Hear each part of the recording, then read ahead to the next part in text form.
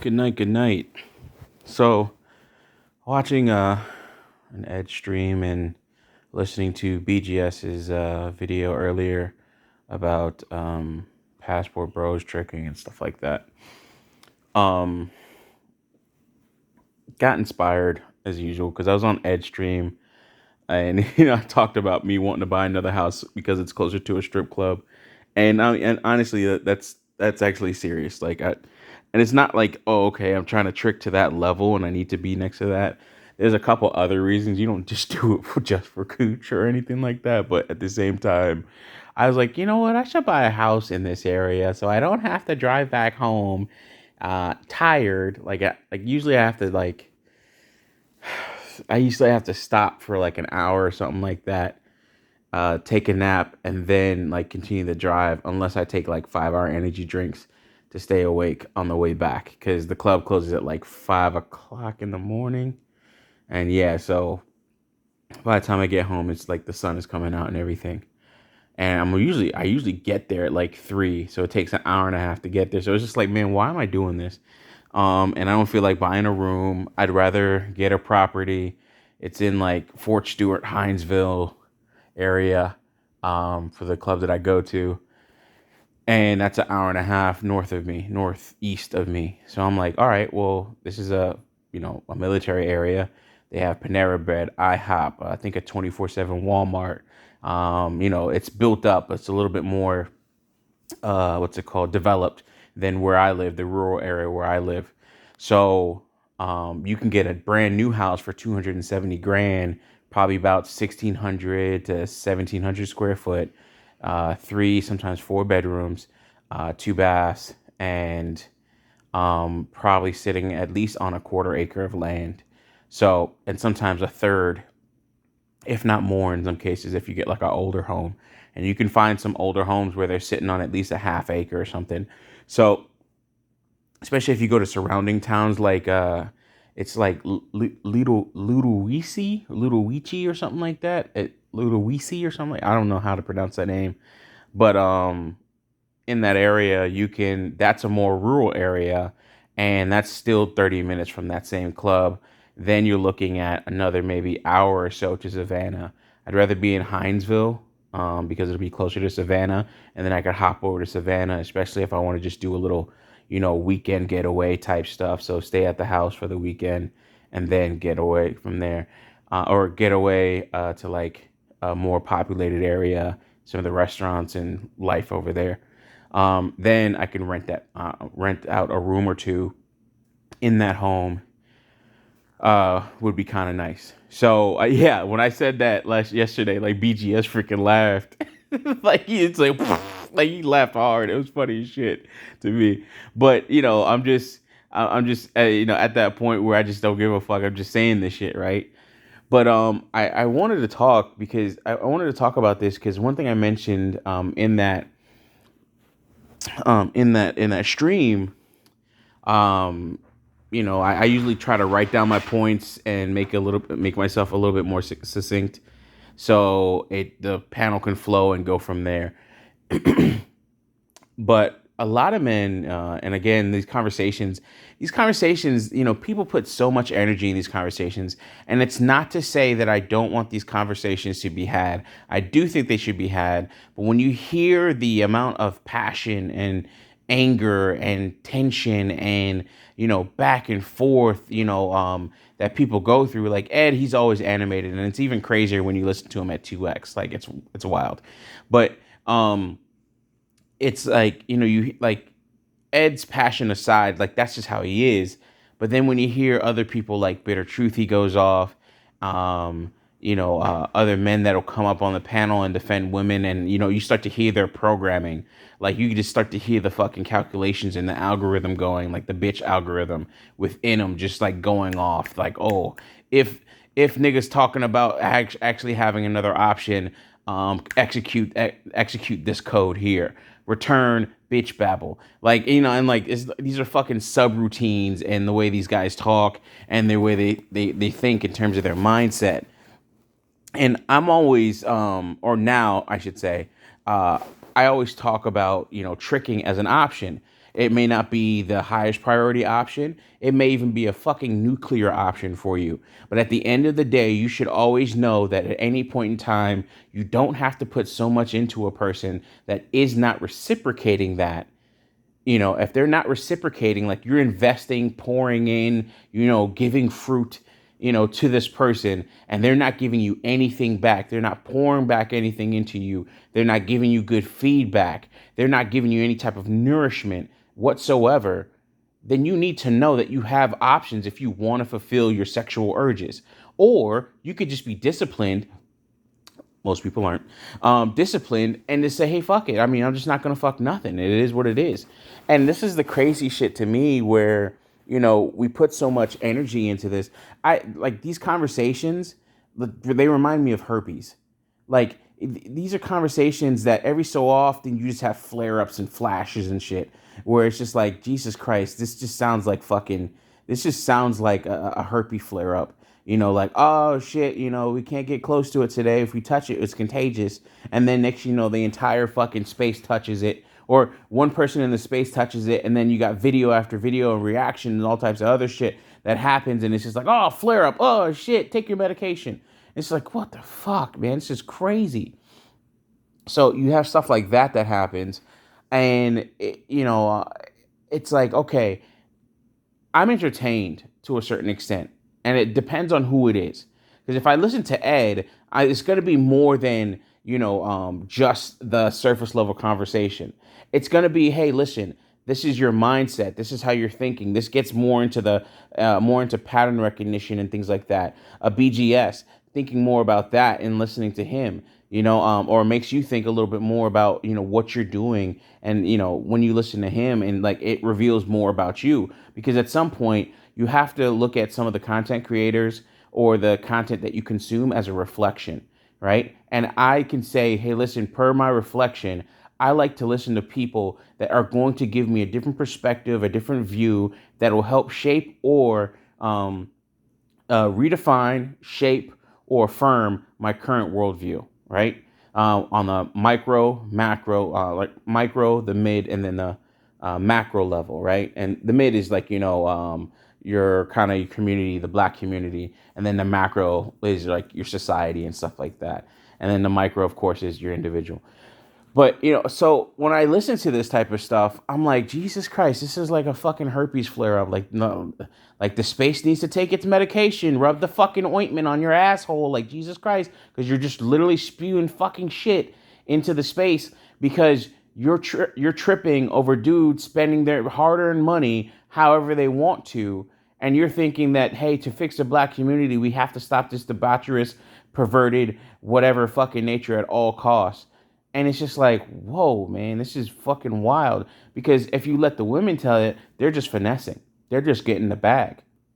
They're not, mistreating these men. They're not acting like these men are less than or anything else like that. They're empowering them. They're empowered, and they're doing more for themselves, or they're doing what they need to for themselves. I was watching something, Please Zachariah's channel, and he said like the 14 double standards of men, and one was like, if a woman leaves if a woman leaves a relationship, and he was just replaying someone else's video, but the woman in the video, TikTok video, says if a woman leaves a relationship after 6 years, and it's because she needs to heal, she needs to get she needs to find herself, and be be a strong, independent individual. But if a man leaves a relationship after 6 years, he lacks communication. In our space, we call him a dusty. He's a lame. He has abandonment issues. Who hurt you and all this other stuff. And it's like the double standard of it all, or the double standard between men and women in the same scenario. All you did was just change the fucking gender. And you just start to see this shit where these people just spew this shit off. And it's really telling, which is also a good thing. It's cleansing, like you could really look at it and be like, oh, Jesus Christ, this is just like fucking, this is just like somebody, like a woman on her period. Like, it's just fucking cleansing out her fucking uterus here, or cleansing out of her fucking womb and shit. You know, like these, because you start to see the dudes that are like in these chats, in these spaces, and it starts to like ruffle the fucking feathers, ruffle their feathers, or just shake the bush a little bit and see what the fuck comes out. You know, if you see snakes, birds, bees, whatever the fuck, you know. So that's the crazy part. The main part of this video, after about closer to 10 minutes now. Yeah, 10 minutes, 15 seconds. The main part of the main theme of this video, really, and probably maybe the title, I'm kind of changing the title in my head, is that a lot of men have, and we've talked about this before in the space, and I've talked about it, but the true value of pussy. And BGS has said this numerous times. The reason why a lot of women promote things like monogamy, they promote things like, you know, anti-tricking or anti-prostitution or anti-sex work, which is kind of weird because you got these women that are sex workers and kind of selling their body in so many different ways, whether it be IG models, Insta thoughts, and all this other stuff, OnlyFans, and all the other stuff that goes on. You know, you have these women that do all this stuff. Yet then you also have women on the other side that said that, or that will say, and even sometimes the same sex workers, and depending on their level of sex work, they'll say, no, I do OnlyFans, but prostitution should not be legal. Because what happens is they're afraid that their own significant other, spouse, whoever, especially if it's a man, will actually go ahead and trick with these other people. You know, and then that actually diminishes the value that they hold over that person, because it's the value is there in the vagina, right? So V for V right there. So a lot of dudes, in terms of their bitch babble, their bitch EXE, their bitch subroutines, they look at this stuff as, you know, you're devaluing the thing that I value the most. And again, I made that comment where I said a lot of men will, and probably didn't say it and I just brushed over it, but a lot of men will put so much energy into this this conversation, but this same energy they won't put that same energy into going to their boss, asking for a raise, or doing what they need to do to actually get new skills, so they can make more money.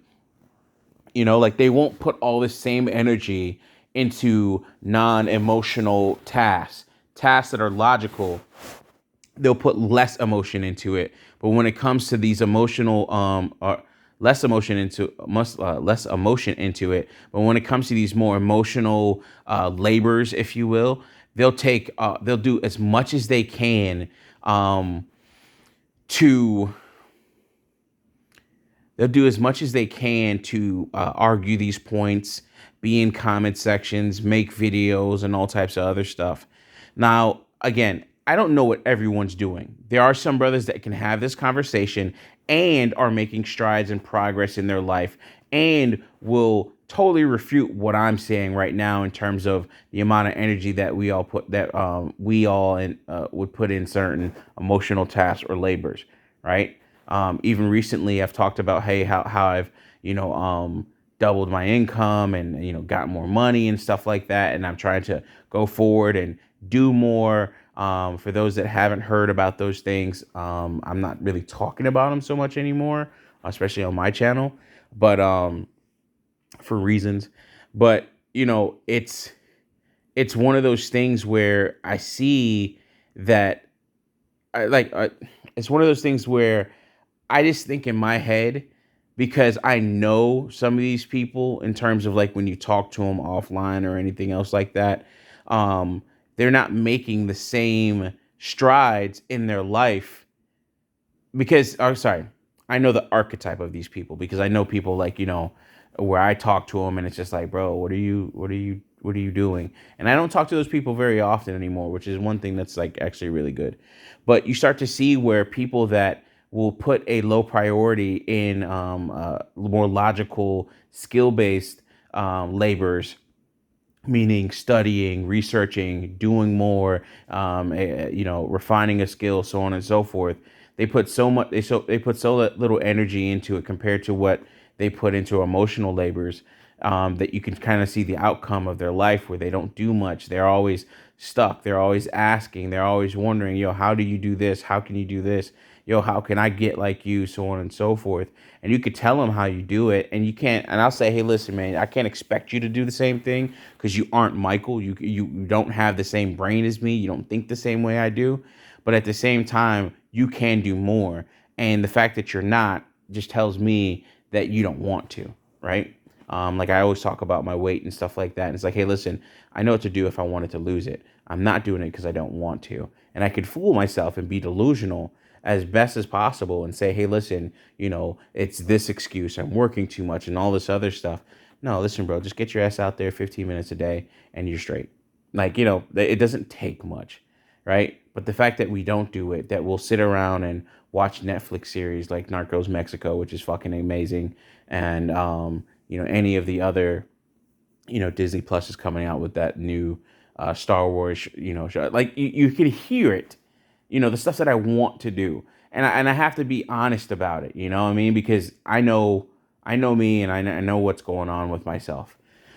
So, I project that onto some of the other people in this space where I'm like, y'all can't be. I can hear it in your voice in the way you guys talk and comment sections and panels and stuff like that. That you're not putting the same energy towards other things that can really propel you in life. And that I'm just looking at it. And I'm like, nah, can't. That you can't be. You like just can't. Mm-mm. I just don't see it. I can't believe it. I'd have to see it, and I'd have to see it out of a sample size of like 10 men. And I'm not trying to like, or even five. Just give me five. Just five fucking dudes, man. Five random fucking dudes.